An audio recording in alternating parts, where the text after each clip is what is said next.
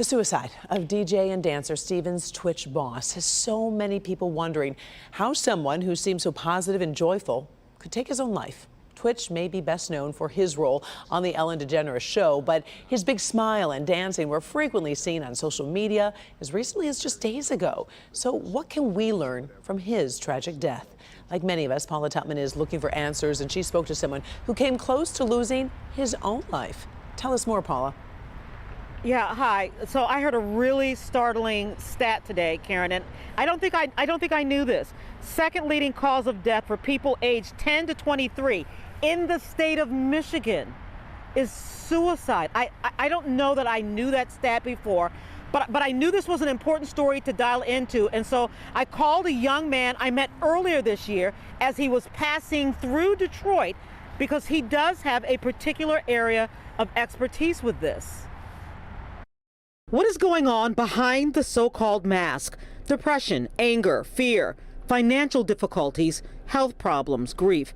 The reasons are many, but not always obvious. Sometimes it is not one single thing, but an accumulation of things until one day the noise feels unstoppable. The pain for me felt like being in the darkness and just not feeling like I will ever see a light. Jordan Burnham, a popular kid in high school, athlete with lots of friends and a ready smile, explains what it was like leading up to the final moments before he jumped 9 stories to what he hoped then would be the end of the pain. My suicide attempt was an impulsive one. It was not one where I woke up that morning thinking, this is the day I'm going to attempt suicide. But that night when I got home, I played golf that day. It was a great day. My dad found a duffel bag full of alcohol that I had in my car. I realized that I disappointed my parents yet again, and I attempted suicide by going out of my 9-story bedroom window. I like to think of it as a tornado of emotions and reasons just colliding within each other. Don't really know what's going on, just everything is very heightened in emotions.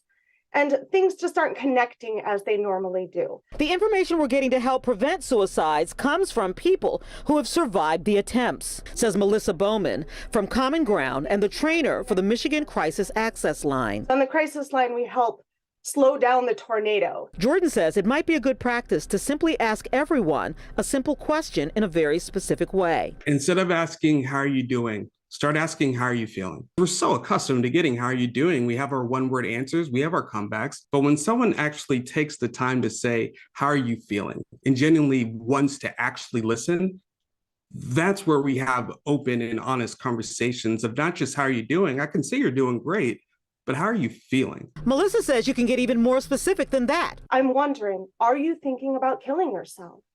Have you had any thoughts of hurting yourself? And being open to that conversation. And if anytime you don't feel safe or comfortable asking that question, reach out to the lines. Yeah, and there are quite a few lines. There are a lot of resources out there and lots of numbers, but really you only have to remember 3. 988, Karen. 988. If you know someone who is in crisis, if you want to talk to someone and you don't know how to talk to them, or if you just want to know what the signs are, 988. There are people on the other side of that line who can very likely get you across to the other side so you're not thinking about those things. Karen? I like the question. Instead of how are you doing, how are you feeling?